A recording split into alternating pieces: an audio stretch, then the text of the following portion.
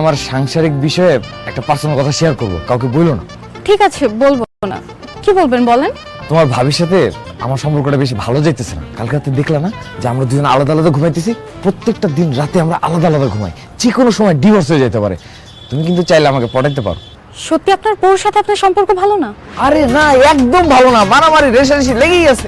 কিন্তু তারপরও আপনি একটা বিয়ে করেছেন, আমি একটা বিবাহিত লোককে কেন বিয়ে করব?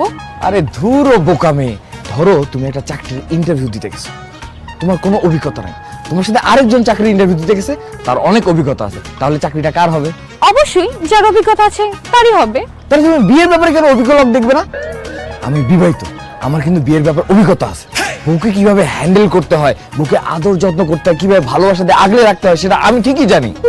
আমাকে তুমি বিয়ে করলে পাবে শুধু সুখ আর সুখ, সুখ আর সুখ। আর একটা অবিবাহিত ছেলেকে বিয়ে করলে এসব শিখাতে শিখাতে তোমার 2-3 বছর লেগে যাবে। তোমার যদি বিয়ে হয় 18-তে, 2-3 বছরে হয়ে যাবে।